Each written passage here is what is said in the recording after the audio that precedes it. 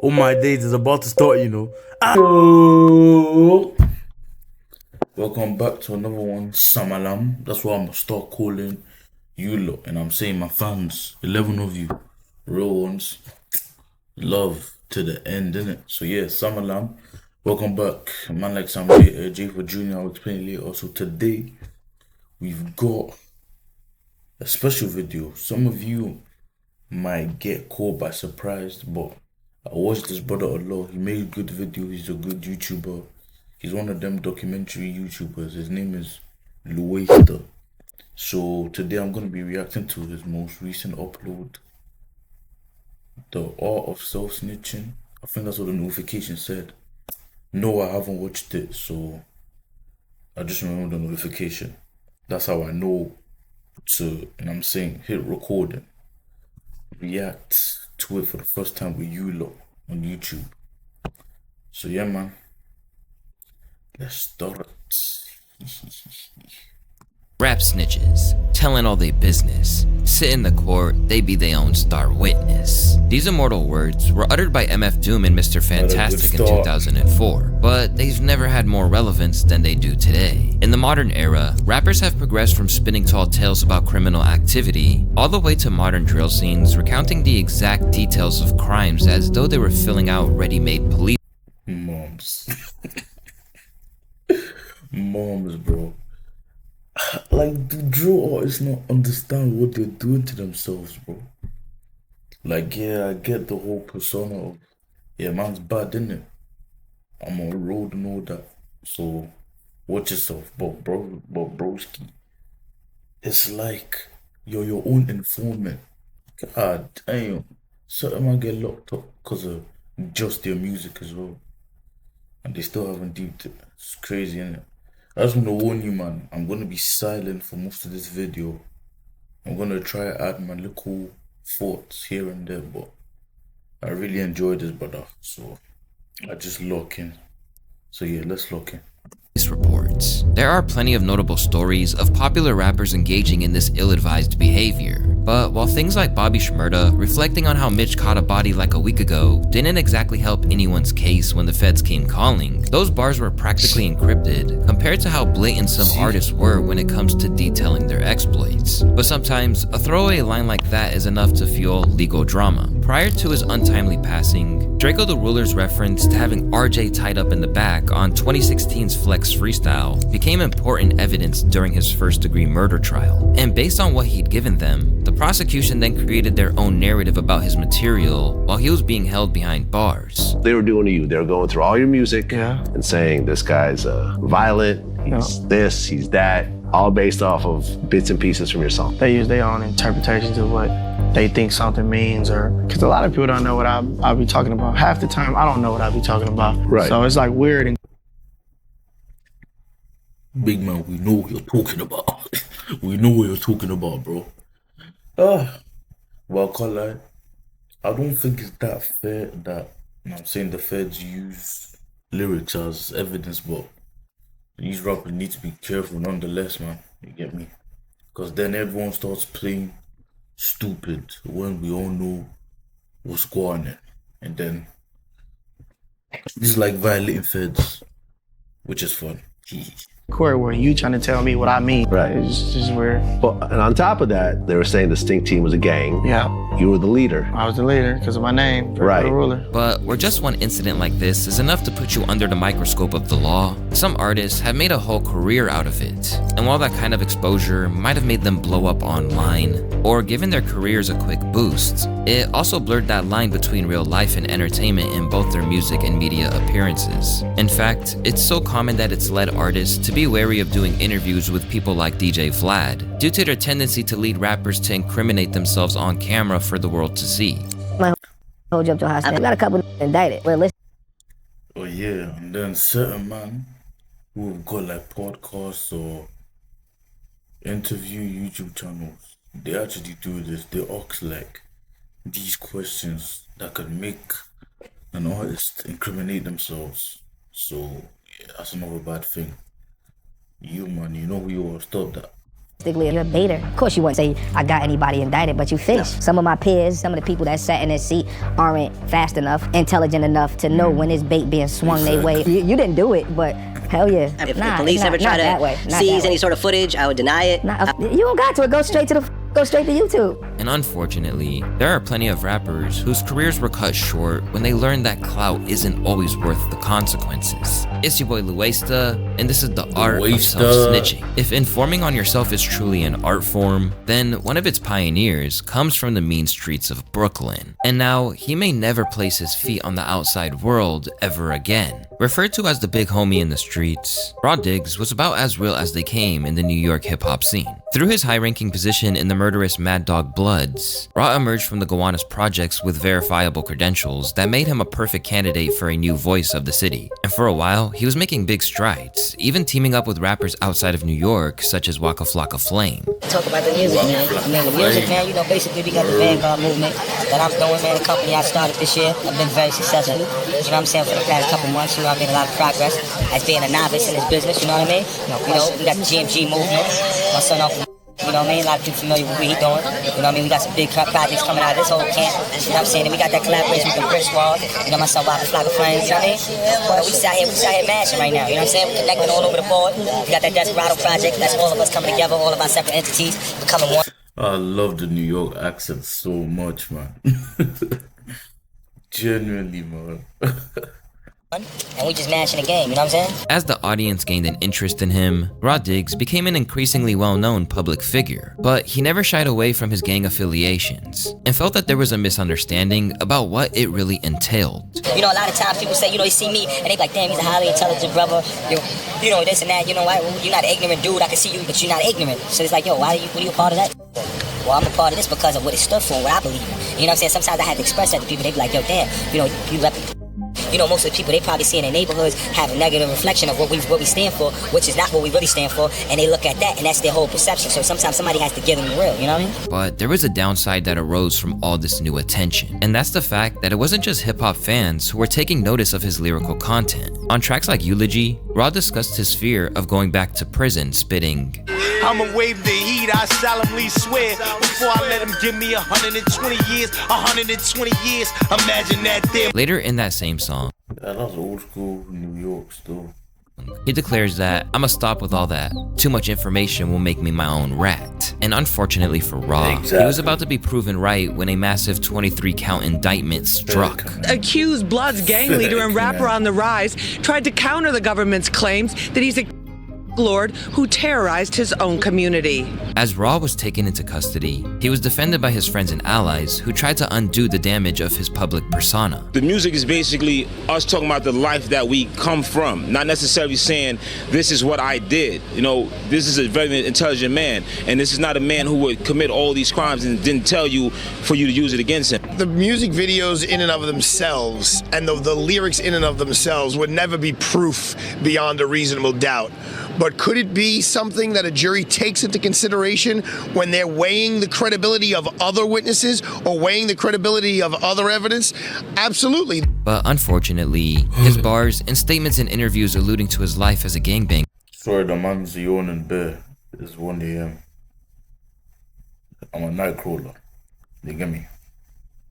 But I'm a bit tired. So let's just finish this, okay? Shut up.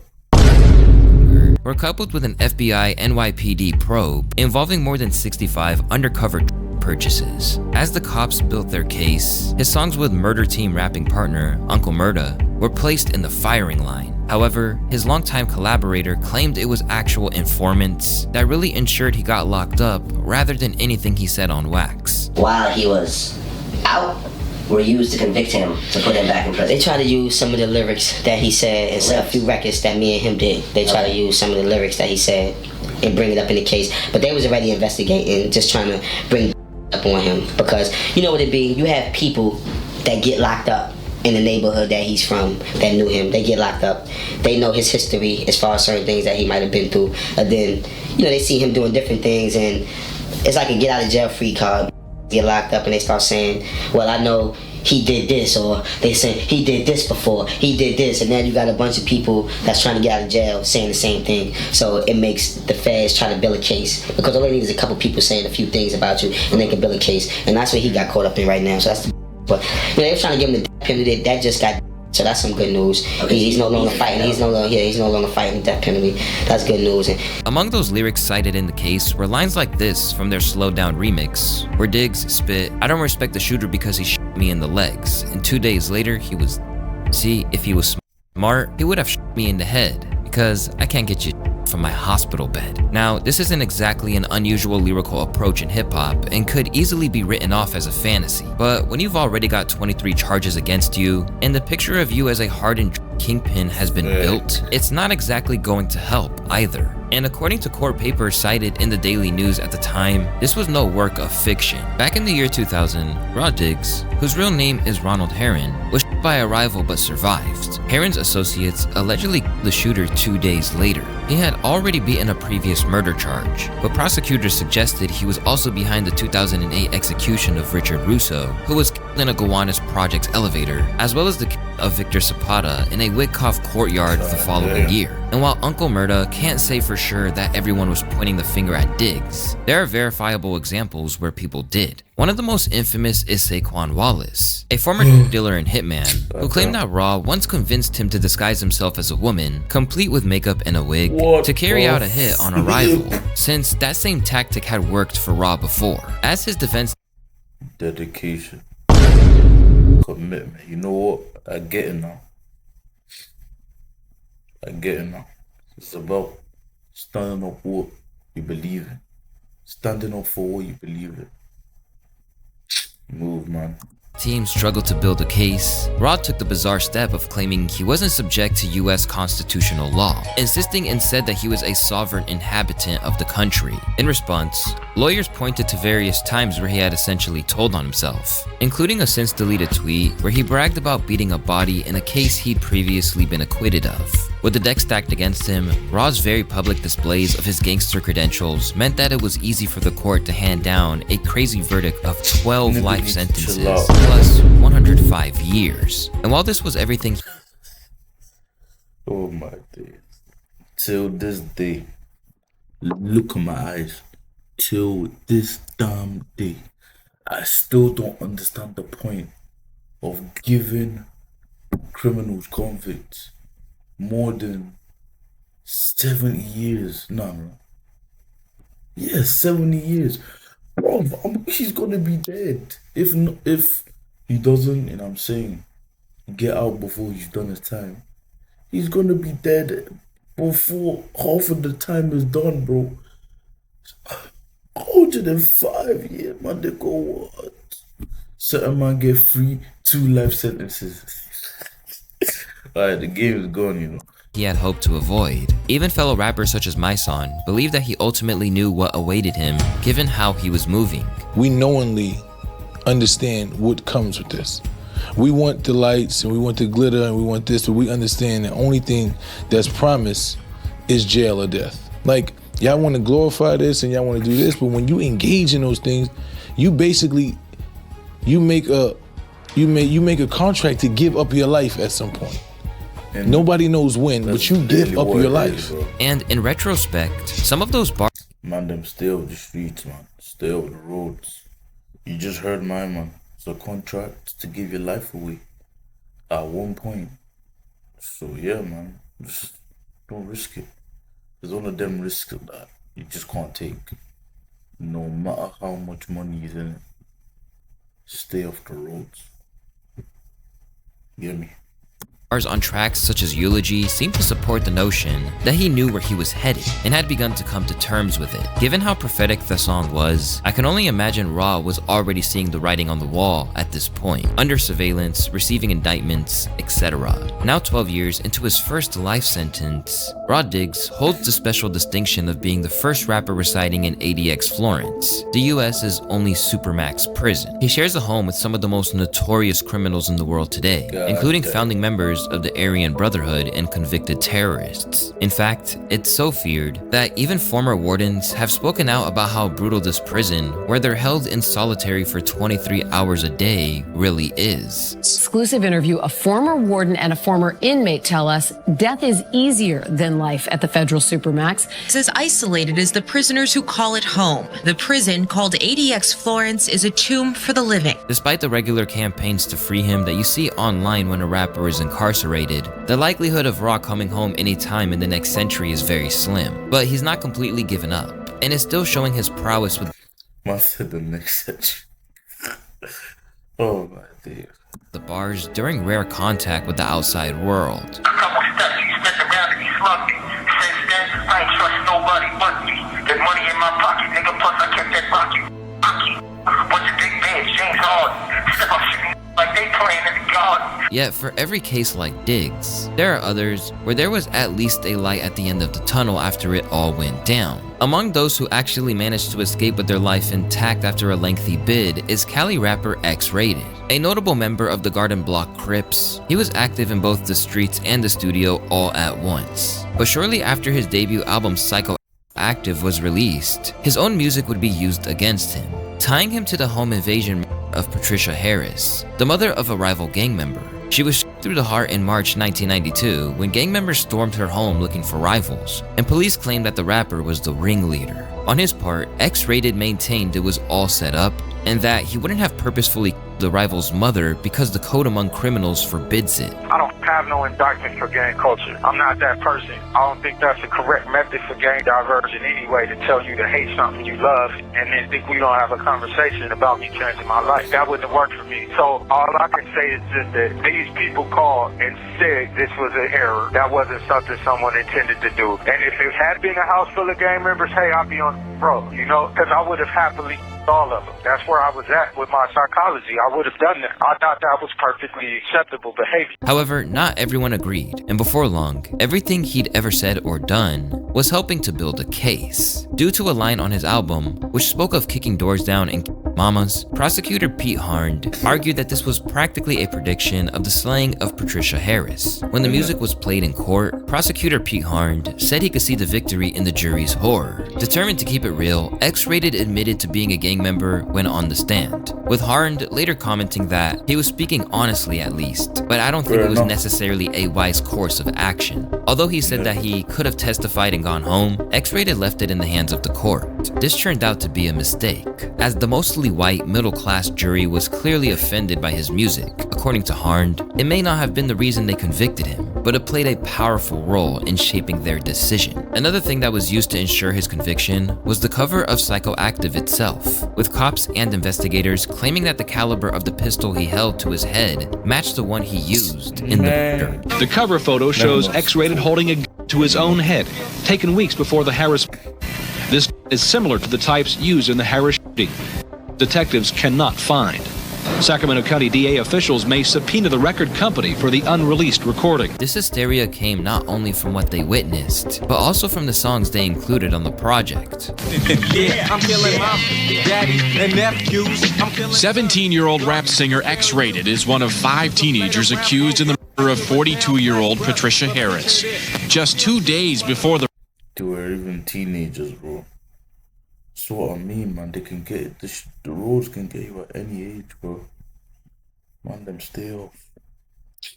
I'm not crying, I'm tired. Bro, we move. X-Rated finished this recording. The lyrics of the song called The Murder are hauntingly similar to the fatal of Patricia Harris. Part of it goes, I'm knocking down doors. I'm mamas, daddies, nephews. I'm daughters, sons, and sparing you. William Harris, the surviving husband of Patricia, is confused by it all, but he says the song and the murder of his wife may be related. And they used the album for conjecture that was the weapon, because they didn't find the weapon. There was no way to ever say it was. Nobody said it was, so they really just used it to say, see, here he is holding a...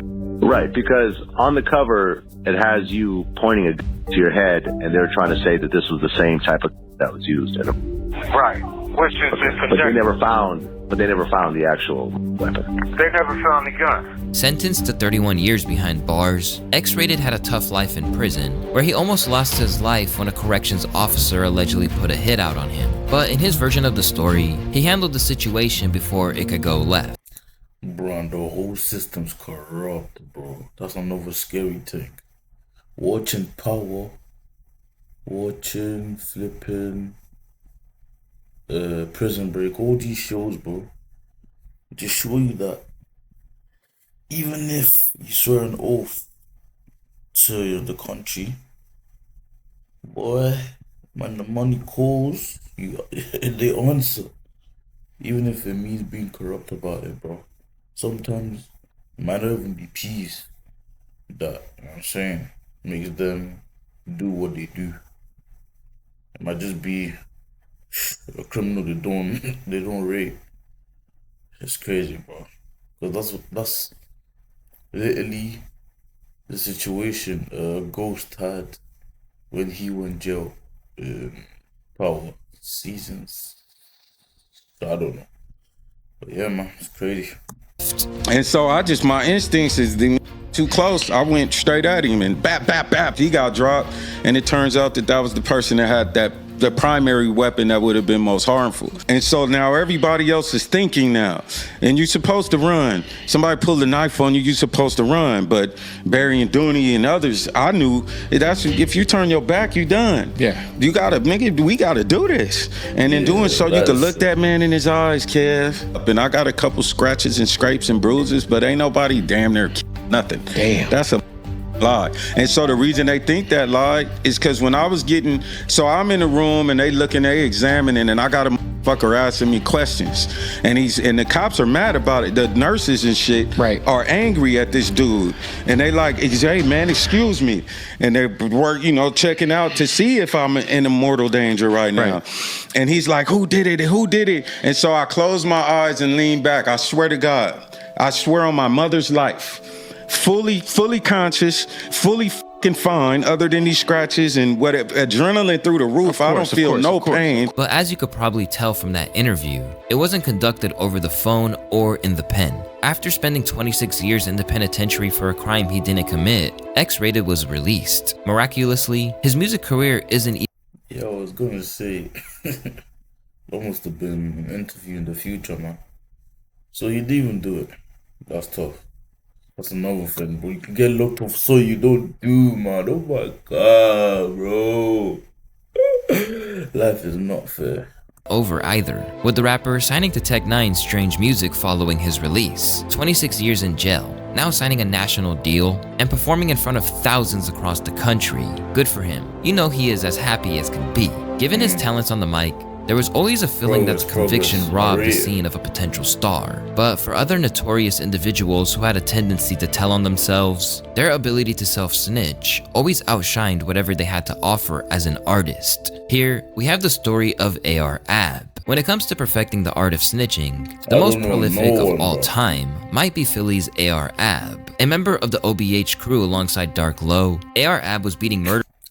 Man said the best self-snitcher of all time.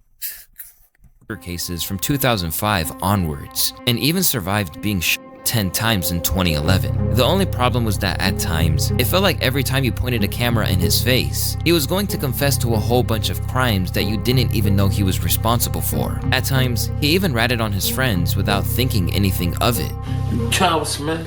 Come see us, man. I swear to God, you come down this block, you gonna get filled up with so much smoke, nobody gonna make it off the block. I promise you won't make it off this motherfucking block, man. Anyway. On everything I love, you come up on us, man, you're not gonna make it. Niggas gonna blow your shit clean off, man. Over time, this became a reputation that basically made him a meme in hip-hop, with full compilation videos being devoted to times where he spoke without thinking. I already took 13 shots.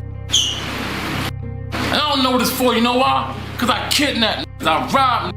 I'ma get it. I'm the type of dude I can't be broke. You see, I got this whole building, I'll fix this shit up from what? I don't make no money off rap. I extort people.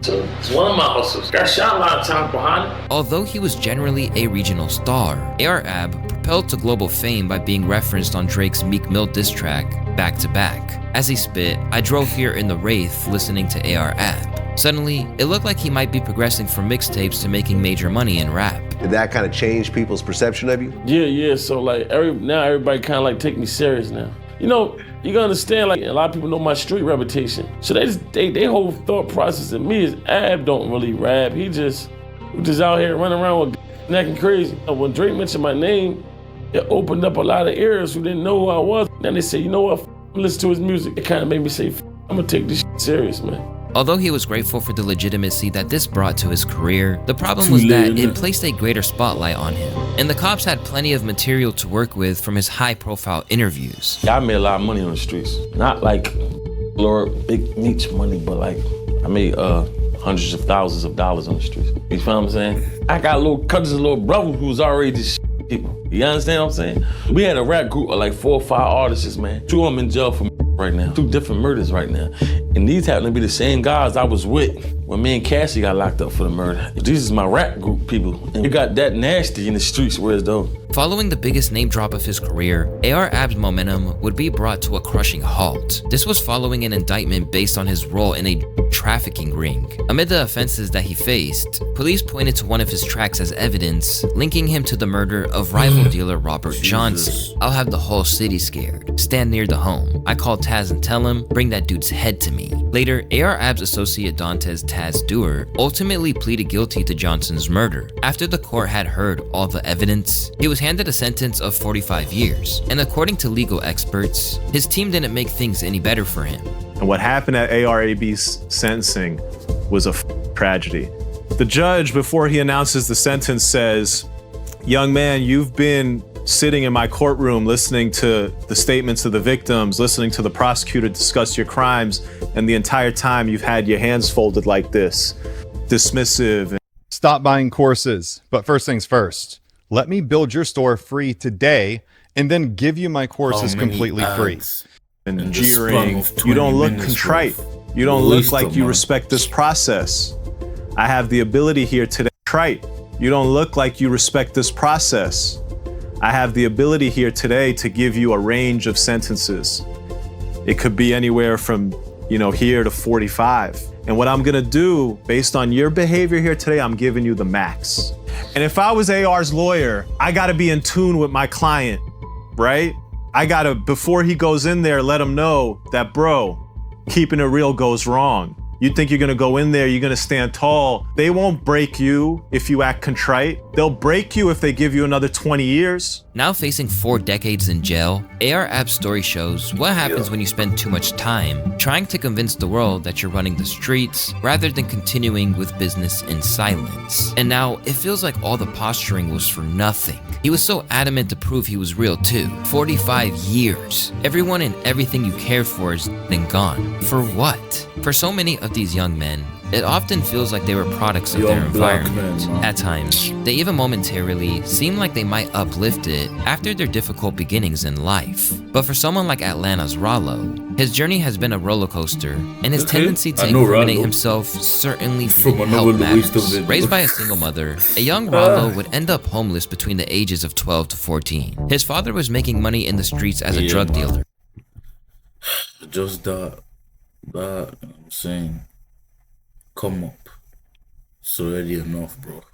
I already know where this is going.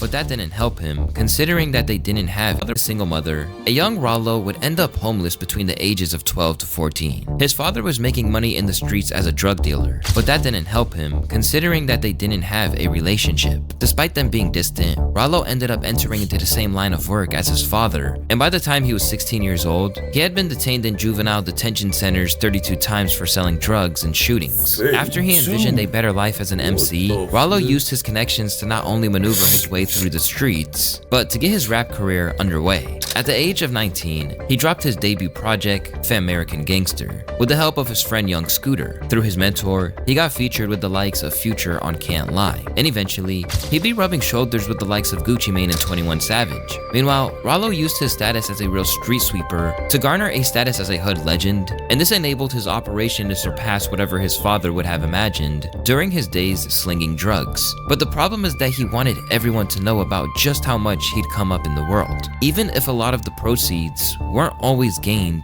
through legal means. Look up Google, and they say that $500,000. Hey, listen here. The apartments cost $2 million, nigga. That car cost $500,000, nigga. That Hellcat in that vet, nigga, I paid $100,000 a piece for them bitches. I was the first nigga in the city with them motherfuckers. So you need to go on and tell Google, stop lying on me. Attempting to launder some money he was raking in, Rollo bought an entire block and owned 26 apartment units while giving a percentage of his money back to his community. We godly men, we sit up here and we pray. We ain't on no shit. We ain't selling no dope over here in the apartments. I'm Mr. Dog Food. I been did that. Ain't gotta do that again in my life. You can down there call this a homeless shelter if you want to. But when he wasn't overseeing his empire, Rollo was known to run his mouth about the inner workings of it all in a way that couldn't help but raise eyebrows amid law enforcement. I was the biggest drug dealer in the bluff for a long period of time. I had the Bluff and I had Simpson. I had the best quality drugs and I also had large quantity for a lower price. You know what I'm saying? So I was out beating all my competition around the way. And like I said, I had all my dudes. We just built this drug empire. And when asked if he had any... Okay, so this guy genuinely he just alley-ooped the feds, bro. Feds, they don't have to do no work. All they have to do is go on YouTube. Bro, come on, man. Bro, these brothers ain't thinking. Just don't be on the roads anyway, to begin with. But yeah, that's crazy. Especially if at that moment he was still on that. And bro just gave them everything. Yeah. Regrets. Rollo insisted it was simply all he knew. As entertaining as Rollo's interviews were, this was part of the problem for him. Where real G's move in silence, he was doing the opposite of keeping a low profile and was often caught self-snitching. Due to essentially taking the stand on his interviews, it didn't exactly keep the police off his back. So even when he tried to go legit, there was still a target on his back, and his tendency to flex his money really didn't help. Plus, the fact that he had a habit of mocking the cops for their impoverished lifestyles compared to him probably made him an even bigger target for law enforcement. They be at home like, damn, I ain't gonna never make it in life. Like, how you gonna ever make some money on this shit? But you agree? I think if you arrest somebody, that shit like murder. You f***ing somebody. Look at here, old pussy ass, get on the phone, call his boss. His boss man probably make $45,000 to $48,000 a year. He gotta say yes or no sir to him. Shit, he might well come work for me. We got the dog food. Now accepting application, officer. We're now accepting applications. But we tell them, our shit pop shit. 12 can't stop shit. Please not one bit. I cannot hear. Every day of my life I wake up 10, 20 $1 million. A week you wake up to. What you got, 10,000, 20,000 in your account? Even if you saved up that within a 5-year span, and eventually, his luck would run out when his private plane was caught pulling into DeKalb Peachtree Airport with 444 pounds of marijuana on it. In terms of street value, that's around $1 million worth of weed. After he was taken into custody, Rollo was held without bond, but he wasn't going down without a fight. And soon, his manager Queen told the media that he was being unfairly persecuted. America is the record label that Rollo started. He started that so that he'll be able to sign artists. He signed himself and put out his own music. And there are a lot of different allegations brought against him. Possession of drugs with intent to distribute, allegations of being affiliated with a gang, and 2 different incidents where police are saying they found marijuana with the street value of nearly $2 million. It's a lot that's written in the documents. You know, what's your response to all of that? The sad part is I don't understand why when black people come together, it can be considered a game. Just because I love my brother and I want to be around my brother, why is that a game? She goes on to say the artist may have been targeted because of his unapologetic music. He has been targeted because of his song, because of his lyrics, because of his faith. His Instagram is also mentioned in the complaint documents. What was your reaction when you saw that they actually quoted an Instagram caption? I mean, everybody knows that Instagram. Wait, what? I've lost more than a man have gained. Oh, so he's just flexing.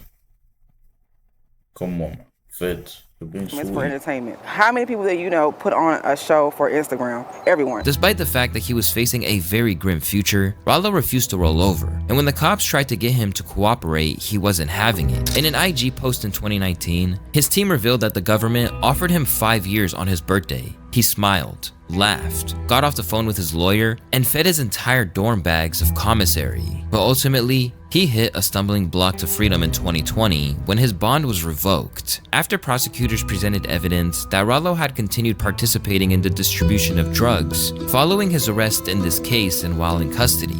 Apparently, the mother of Rollo's children had written notes that the prosecutors were able to obtain, which said things like, save up every dollar you receive from grandma and keep count of all the kids at dad's house, so you can know how much you got at all times. A separate set of documents allegedly had values for ounces of food, and a note that every ounce is 28 grams. Those documents demonstrate defendant Davis's efforts to continue distributing narcotics after his arrest in this case, the prosecutor wrote. There simply can be no other conclusion from his efforts to establish pricing and distribution for 8 balls and grams, his instruction against the use of shake, and his warning to be wary of law enforcement listening. Knowing he was caught, Rollo eventually pleaded guilty to various charges, leading his sentence to being reduced from 97 to 20 months. Released in 2023, he emerged and immediately took aim at those people who had snitched on him while defending notable YSL informant Lil Woody. What about all 17 of them informants that told the feds I shot and killed over 8 people? Rollo began his message about legal woes. Y'all ain't on social media asking them for page 8, or going at them like y'all going at Lil Woody. I see y'all still with them every day. Now seeking to rebuild his career, there are some who would argue that Rollo got off lightly if he was truly a kingpin, but others felt that his journey set a poor precedent, leading to not only his own downfall, but that of others who looked to emulate him. Coldest part is that a lot of the young-minded hustlers saw it, tried to mimic it for social media, and then got indicted for copying his footsteps. This is exactly how the OGs didn't move. Clout is a hell of a drug. There are grounds for this, because sometimes rappers aren't even established when they begin to incriminate themselves in ways that prove unsalvageable. For a brief window in time, Hop Out Blick was believed to be the next big rapper from Philly. He even hailed from the same neighborhood as the late PNB Rock.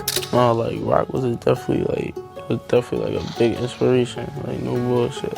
Like bro definitely like motivated, you feel me? Like he showed niggas like we from the same block, so like he showed niggas like yeah, like shit possible, like niggas could do that shit, you feel me? Like growing up and shit, like we watching that shit really like evolve type shit, you feel me? So like that shit different, bro, I ain't gonna lie. And despite his own errant moves, he advised others to stay far away from the street life he'd led. So before we get out of here, what's just a message that you can get to the youth? Fair enough, man. He knows more about the rules that say most of the people that probably engage in what he produces. So just trying to give out a warning, man. Don't indulge in what I indulge in. It's like chatting to your youths. Don't do what I do, little nigga. Cause you know what I'm saying, it's for me, not you. It's dangerous out here, man. But yeah, my man's tired. Like to all the little niggas out there, like yes, I did end up going to sleep and continued watching the video the next morning. Like that fuck with me, like don't hop in the streets, like real shit, bro. Like that shit not thorough, bro. Like don't let a crowd influence y'all, no bullshit. Like don't let nobody influence y'all to do some nut shit that y'all know. Like you feel me? Like go to school, bro. Real shit, bro. Like this shit ain't fun, bro. This shit scary. Like I'm 18, bro, and look at my situation. But clearly, he didn't take his own advice, and before long, his crimes and his decision to chronicle them in his music would catch up with them. On the evening of April 28th, 2 separate cars of young men pulled up to a house with the intention of making a deal for a gun worth $1,000. However, what the naive salesman didn't realize was that Blick, alongside 23-year-old Tyree Lennon and 17-year-old Khalif Fresky, had no intention of spending any money that day. Once inside the house, things turned volatile, and it eventually devolved into a shootout between the rival crews. By the end of the battle, 3 men were dead, and another had to go to the hospital with a bullet wound in his abdomen. When police arrived on the scene, they discovered the body of 14-year-old Salah Fleming in the doorway, while 17-year-old Malik Bellard was found unresponsive on the sidewalk. Although it's unclear exactly what took place and who shot who, Hop Out Blick's crew took a loss too, as Khalif Fresky, otherwise known as Leaky, was found on the front porch. Soon, a warrant was issued for the arrest of Hop Out Blick, but he had no intention of turning himself in. When you're trying to evade the police, the strategy is usually to keep as much of a low profile as possible. Instead of keeping his head down, Hop Out Blick kept dropping music. While that's inadvisable enough, what sealed his fate was that the tracks he was dropping were basically a signed confession to the crimes. On the track Took a Risk, for example, Hop Out basically gave a play-by-play of what went down that day, and even had the audacity to name his fallen victims. Over the course of the song, he declared that Salah felt on his chest and then he started spitting up, and Leaky got left on the sidewalk. He ain't getting up. Later, he continued to disrespect, spitting, "We got 2 new Vicks. We called them Double L for Law and Leaky." Later claiming that them dudes died because they ain't give it up, and he said he was a risker. He took a risk trying to meet with us. They got ghost Glocks with fake buttons. They can't beef with us. Blick was really upping the disrespect, rather than trying to outrun the warrant. Soon, he doubled down with Double Coffins, a track which celebrated the death of 2 men and basically told the story of what happened. "They just trying to catch a shooting. Them young boys died for playing tough," said Blick, later adding, "Them young boys thought that we were cool, and then we double-crossed them." Incriminating as this was, he was about to seal his fate when his pride wouldn't allow rumors to circulate. After an alert from a Philly Crime Update Twitter account revealed that a man had been shot numerous times in West Philly, various crews would say that Hop Out Blick was the victim and that they had carried out the crime. But the next day, Blick went on live to let the world know that he was alive and well. Bro, you see how they trolling though? Like, niggas really jerking right, bro. Yeah, they jerking right, bro. They scattered, bro. What? Nah, bro, that's not gangster, bro. Crazy, scattered, bro. Whether or not this revealed his location, it only took 8 days for the cops to close in, and both he and Tyree Lennon were taken into custody. Once the police had them where they wanted, they were charged with 2 counts of murder, attempted murder, robbery, and illegal gun possession. If convicted, the 2 men are likely to spend life in prison. But what most people didn't know at the time was that almost immediately after he dropped his most vicious tracks, which dissed his dead enemies, Hop Out tried to launch his contingency plan with a post to his Instagram that acted as a disclaimer. "I do not have any involvement in drugs or sales of drugs, nor partake in any involvement in street crime," he wrote. "This account is strictly for entertainment purposes only." But this won't exactly wash when you consider that recently, Blick unveiled a music video from inside the prison, where his old persona is still on full display. In the process, bro, how'd you get a comment, bro? Why the flip am I surprised, bro? You can do anything in jail, man. You can smoke on anything. It's probably like a little camp still, little camera. So yeah. he's likely jeopardized whatever defense his team is building in the process. However, he's hardly the only rapper whose own youthful exuberance and decision to blend his real-life crimes into his music videos has had a terrible outcome. Just look at the tragic story of Tay-K. Born Taymor Trevon McIntyre, Tay-K first picked up a mic at the tender age of 14 as a member of the Daytona Boys in his adopted hometown of Dallas, Texas. Originally from Long Beach, Tay and his sister were forced into foster care due to a fractious relationship with his mother, who, according to the rapper, was a member of the Baby Insane Crips. Left to fend for himself in Texas, Tay-K joined an Arlington branch of the Hoover Crips, and before long, he was implicated in a whole host of gang activity. In 2015, he had his first brush with the law when he was placed in the passenger seat of fellow Daytona boy Eric Jamal Johnson's car as Johnson gunned down a college student. Johnson was later sentenced to 44 years for the murder, while Tay-K avoided prosecution. But another crime was about to put him on the map and lead to his strange career trajectory going down in hip-hop history. Back in 2017, the Texas-based MC, who was just 16 at the time, stood accused of murdering Ethan Walker in cold blood after a home invasion went wrong. Later, he cut off his ankle monitor and went on the run to evade the cops. But rather than just disappearing, he informed the whole world of his plans. On March 27th, Tay-K tweeted, "This house arrest, 12 is gonna have to catch me on hood." From there, TK chronicled the experience of being a wanted fugitive on his viral track, The Race, which reached number 44 on the Billboard charts and was later certified. Should've gone higher. Seen holding his own wanted poster in the music That's video, tough. this track made him the first rapper to ever make a worldwide hit while legitimately being on the run from the cops. But his crime spree didn't end there, and as he travels from Texas to New Jersey, he allegedly killed 23-year-old Mark Saldivar and attacked 65-year-old Oni Pepe. After being apprehended in New Jersey, TK was convicted of first-degree murder and sentenced to 55 years in prison. During the trial, the lyrics and visuals behind— Did they slash him in prison? What's that scar on his neck? Bro, how do criminals gain? How do well, usually rappers, innit, gain weight in prison? I should prison food his ass, bro. Even young fuck. This guy was like the skinniest nigga I knew. Well, I don't know him, but I know of him. And now he's just big. Like, how? I know prison can lead you to a bad place, but you don't get to choose how much food you intake, do you? Depending on influence, I don't know how that works, but it just shocks. It surprises me. The Race were admitted as evidence for the prosecution, and despite his attorney's efforts to clear his name, this was one situation he just could not outrun.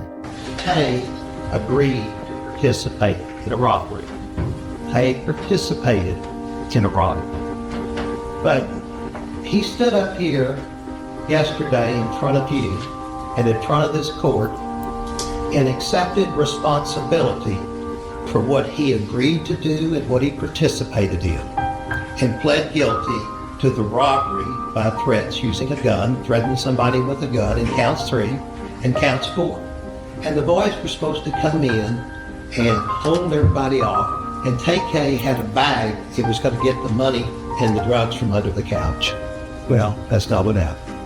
Everything went tragically wrong in there. As it stands, he'll be 74 years old when he's released from jail, but he hasn't given up on having his conviction overturned. Taking to Twitter in 2023, he wrote, "I'm at war within. I feel like a hamster here. They're literally treating me like a ferret in here." Previously, TK has also rallied against the length of his sentences and said that prejudice was behind it. "I really need just one chance at adulthood," he tweeted. "I bet if I was a little white kid, they wouldn't have given me no 55 years for a crime I was alleged to play the most insignificant role in when I was 16. They would have argued that my mind wasn't fully developed and gave me rehabilitation and a second chance at adulthood. One of my co-defendants was a white girl who was 16 just like me," he declared. "They didn't certify her as an adult, but they certified me and Pimp as adults. Pimp got 30. I got 55. She ended up getting 10 years of probation without no deal." That girl at home right now. Amid asking Kim Kardashian for help to free him, TK's occasionally active X account has also been used to discuss the violence that he's been around in the 5 years he's been behind bars. "A dude in the cell by me killed his cellie with a tray and stood on his head. Whoa," he said in January of 2023. And even though his attempts to be freed are being largely ignored by the law, TK has insisted that he's renounced the life of crime and that the merciless man in the Race video no longer exists. Like, I'm in jail. I don't know. If I do get out, I know if I do get out, I know I'm home. I'm done robbing, getting leaks. I'm not doing none of that. For TK, his links to the street meant that he never really got to reap the rewards of his blossoming career. Perhaps if he had the chance to escape via his rhymes, he wouldn't even be in the predicament he's in today. But sometimes, the street life follows you all the way into the charmed existence of a platinum-selling hip-hop star, and that same tendency towards self-snitching can put you in a whole lot of trouble. If you're a hip-hop fan, then you'll be aware of who Lil Durk is by now. A leading figure in Chicago hip-hop, Durkio became known as the voice of his generation. But this wasn't without heavy losses. Most notably, the passing of his dear friend and O-Block General King Von, a signee to his OTF label, who was killed in Atlanta following a confrontation with fellow rapper Quando Rondo's entourage. I'm thinking it's some regular individuals, so I'm letting this group come by.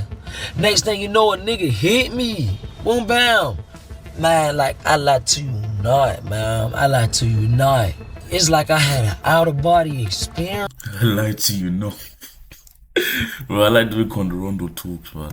But while Quando remains alive and well, it seems like Durk may have been more rattled by online comments than he acted and set out on a plan to get his revenge. After the internet relentlessly urged him to slide and avenge King Von's death, a murder plot began to take shape.